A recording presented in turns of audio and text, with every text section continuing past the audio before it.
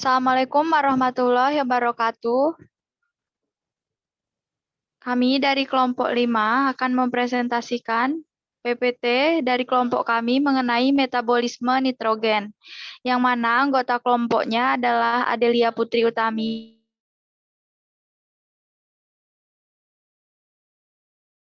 Nike Apri Ainun, Suci Aldila Dinanti, dan Nadia Arum Pangestu. Boleh, next.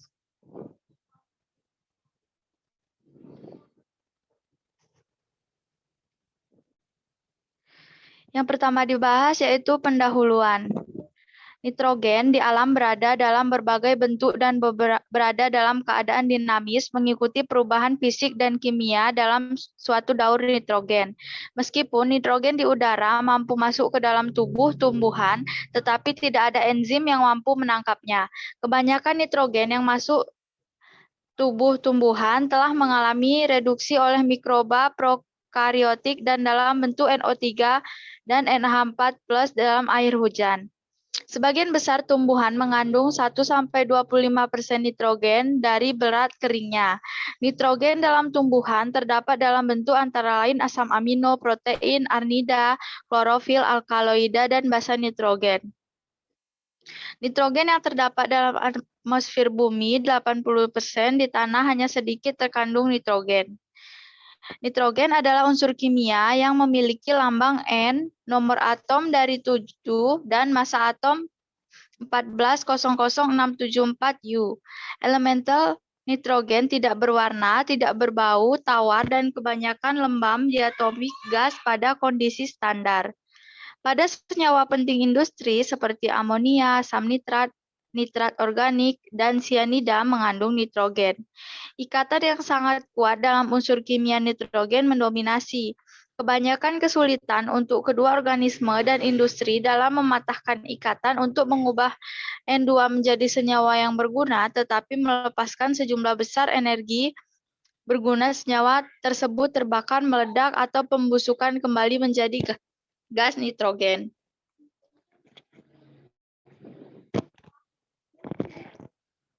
Next, Nika.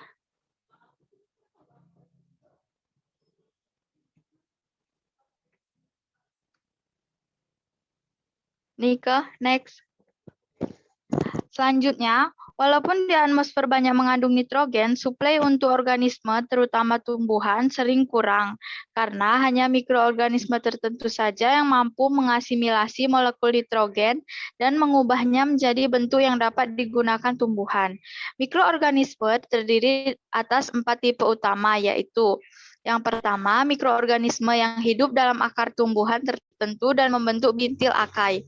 Misal akar tumbuhan polong-polongan dan rhizobium sebagai simbionnya.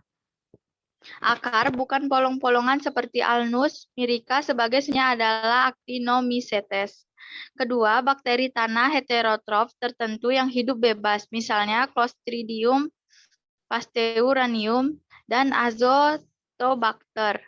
Bakteri berfotosintesis misalnya Rhodosphillium rubrum, beberapa ganggang hijau berfotosintesis misalnya Nostoc, Anabaena, dan Oscillatoria. Berikutnya mengenai metabolisme nitrogen. Metabolisme nitrogen dapat didefinisikan sebagai rangkaian dari proses biokimia yang mengambil tempat di dalam atau di luar tubuh tanaman berupa pembentukan kompleks nitrogen dari molekul-molekul sederhana dan perombakan kompleks nitrogen menjadi molekul-molekul sederhana pembentuknya. Metabolisme nitrogen dibagi menjadi dua, yang pertama anabolisme dan katabolisme. Anabolisme terdiri dari fiksasi nitrogen, sintesis asam amino, dan sintesis protein. Sedangkan katabolisme terdiri dari proteolisis, perombakan asam amino, denitrifikasi, dan nitrifikasi. Serangkaian reaksi metabolisme nitrogen dari atmosfer dan kembali lagi ke atmosfer dinamakan siklus nitrogen. Siklus utama nitrogen meliputi fiksasi, amonifikasi, dan nitrifikasi, dan denitrifikasi. Selanjutnya,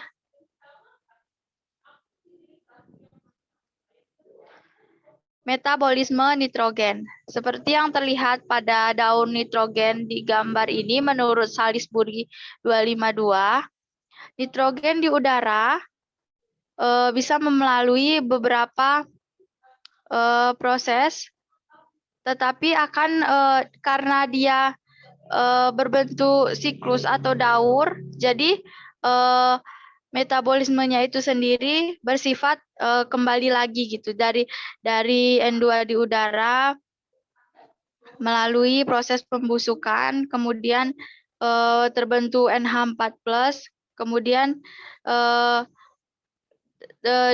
berubah lagi menjadi NO2+, kemudian di NO2- denitrifikasi dan kembali lagi ke udara. Seperti itu.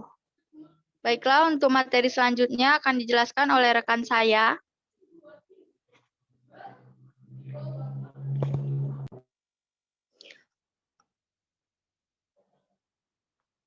Oke, untuk materi selanjutnya yaitu siklus utama nitrogen. Yang pertama itu ada fiksasi nitrogen, merupakan suatu proses perubahan dari nitrogen bebas menjadi garam nitrogen yang tersedia untuk absorpsi oleh tanaman atau untuk fiksasi nitrogen ini terbagi menjadi dua, yaitu ada fiksasi nitrogen secara fisika dan biologi.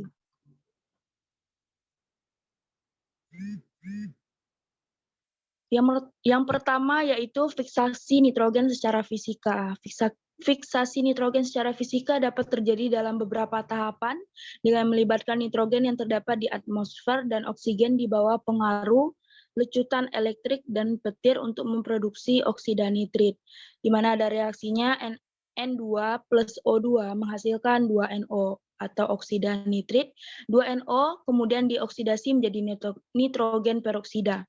Kemudian ada 2NO plus O2 menghasilkan 2NO2 selama hujan nitrogen peroksida NO2 bersama air hujan membentuk asam nitrit atau HNO2 dan asam nitrat atau HNO3 yang turun bersama dengan hujan. Kemudian 2NO2 plus air hujan menghasilkan HNO2 plus HNO3. Yang selanjutnya adalah fiksasi nitrogen secara biologi. Beberapa agen biologi yang berperan dalam fiksasi nitrogen ialah bakteri simbiotik dan non-simbiotik, seperti bakteri Camir, Actinomyces, dan alga hijau biru, mikroorganisme yang mampu mengubah molekul nitrogen sehingga mampu untuk digunakan oleh tumbuhan dibagi beberapa tipe, yaitu 1. Mikroorganisme yang hidup dalam akar tumbuhan tertentu dan membentuk bintil akar, misalnya akar polong-polongan atau leguminosae dengan rhizobium sebagai spesies. Yang kedua, bakteri tanah heterotrof tertentu yang hidup bebas, contohnya Clostridium pasteuranum atau anaerob dan Azobacter aerob. Yang ketiga, bakteri berfotosintesis, contohnya Rhodospirillum rubrum.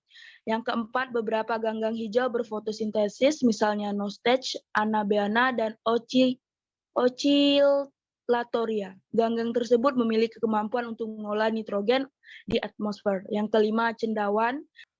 Kemudian ada siklus utama nitrogen yang setelah fiksinasasi itu adalah amonifikasi, di mana merupakan perubahan nitrogen organik menjadi amonium NH4 oleh bakteri dan cendawan tanah. Kemudian amonifikasi terjadi karena pembongkaran asam amino oleh mikroorganisme. Yang terakhir ialah proses pembentukan amonium atau amonia dari bahan-bahan organik melalui peristiwa dekomposisi dengan bantuan mikroorganisme tanah. Materi selanjutnya akan dilanjutkan oleh teman saya. Itu ada nitrifikasi. Konversi amonium menjadi nitrat dilakukan terutama oleh bakteri yang hidup di dalam tanah dan bakteri nitrifikasi lainnya.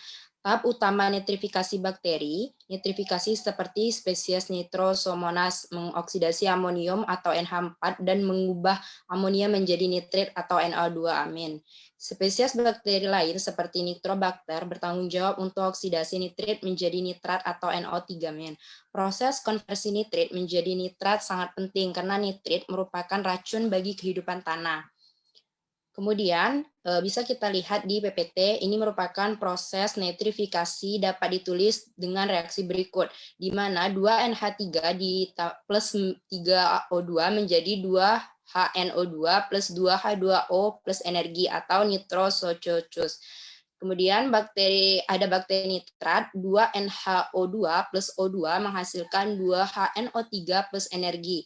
Karena kelarutannya yang sangat tinggi, nitrat dapat memasukkan air tanah. Peningkatan nitrat dalam air tanah merupakan masalah bagi air minum, karena nitrat dapat mengganggu tingkat oksigen darah pada bayi dan menyebabkan sindrom metabolimenia atau bayi biru.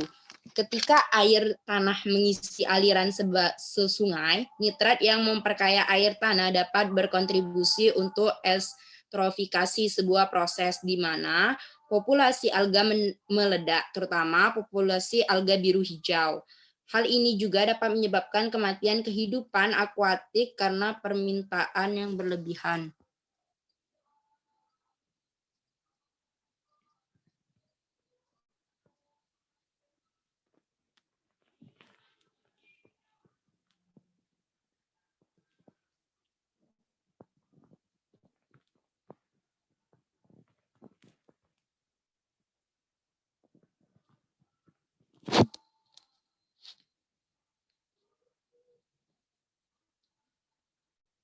Baiklah, saya lanjutkan, terutama populasi alga biru hijau. Hal ini juga dapat menyebabkan kematian kehidupan akuatik karena permintaan yang berlebih untuk oksigen. Meskipun yang keempat ada denitrifikasi.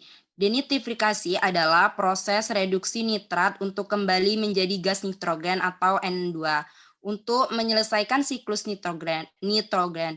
Proses ini dilakukan oleh spesies bakteri seperti Pseudomonas dan Clostridium dan kondisi anaerob. Denitrifikasi umumnya berlangsung melalui beberapa kombinasi dari bentuk peralihan sebagai berikut. NO3- menghasilkan NO2- menjadi NO plus N2O menghasilkan N2. Proses denitrifikasi lengkap dapat dinyatakan sebagai reaksi dari redoks, yaitu NO3- plus 10 elektron plus 2H menghasilkan N2 plus NH2O.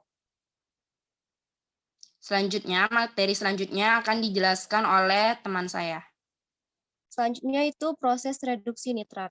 Proses keseluruhan reduksi NO3- menjadi NH4+, bergantung pada energi. Dengan reaksi NO3- plus 8 elektron plus 10H+ menjadi NH4+ plus 3H2.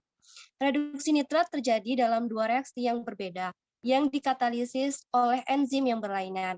Reaksi pertama dikatalisis oleh nitrat reduktase atau NR, NO3- plus NADPH plus H+ menjadi NO2- plus NAD+ plus H2O.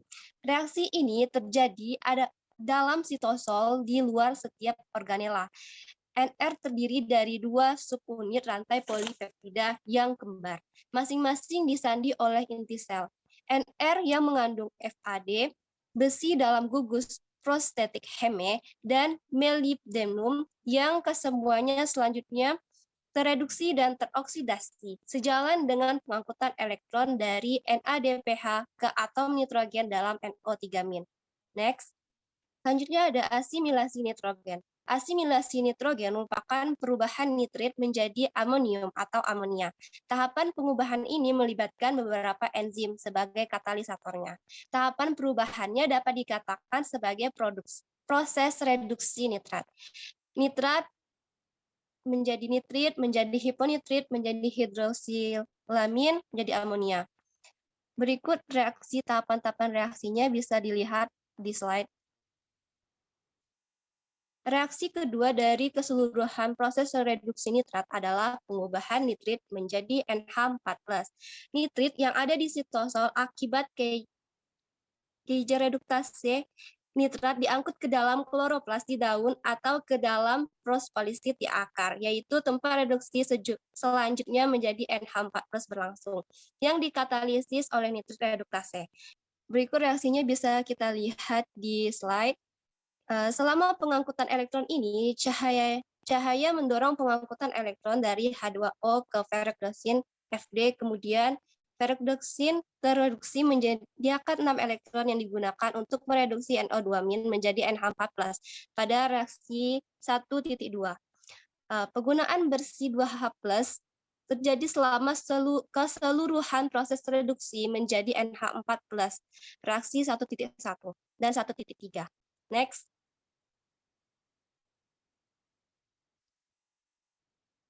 Proses-proses konversi NO3 dan NH3. Di dalam sel terjadi proses-proses konversi metabolisme nitrogen yang berhasil diserap akar melalui penyerapan aktifnya. Proses tersebut meliputi konversi NO3 menjadi NH3, aminasi reduktif, pembentukan amida, transminasi. Konversi NO3 menjadi NH3 jika pasokannya berupa NO3. Aminasi reduktif, peristiwa penggabungan gugusan amin NH2 pada substratnya yang memerlukan pertolongan enzim. Asam glutamat memegang peranan penting dalam penyusunan asam amino. Pembentukan amida, suatu timbunan gugus amin dalam tubuh, yaitu asparagin, C4, glutamin, C5, yaitu NH3 ditambahkan ke asam amino aspartat untuk dijadikan asparagin, atau ditambahkan ke asam glutamat untuk dijadikan glutamin. Terakhir itu ada transminasi, gugus amin suatu asam amino dipindahkan ke asam keto yang lain. Asam amino yang satu mengalami deaminasi oksidatif dan asam keto yang lain mengalami aminasi reduktif, sehingga menjadi asam amino baru.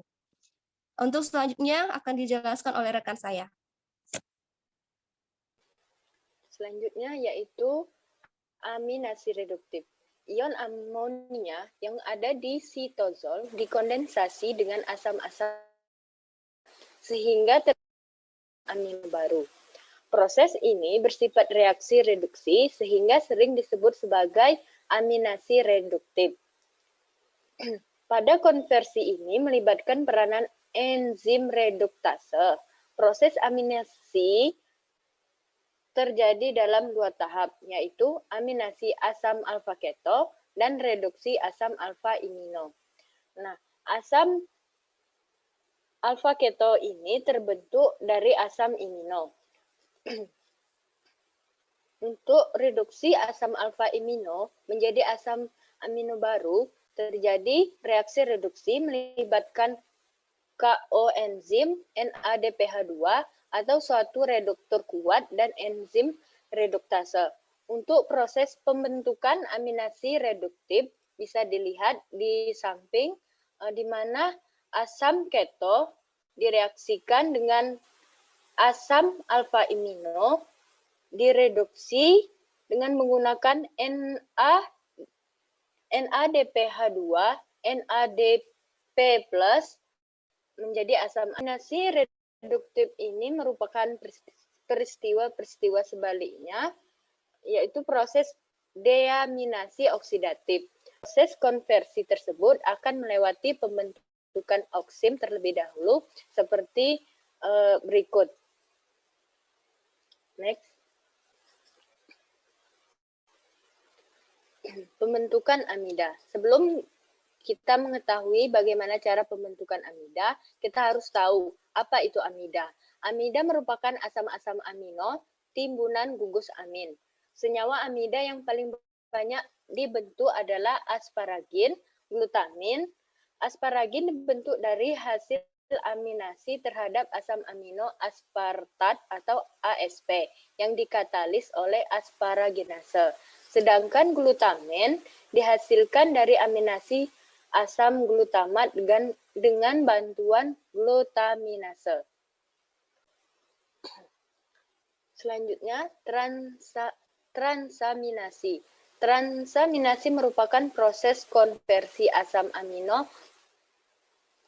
Pada prinsipnya, proses pemindahan gugus amina dari suatu asam amino ke asam keto lain sehingga terbentuk asam amino baru.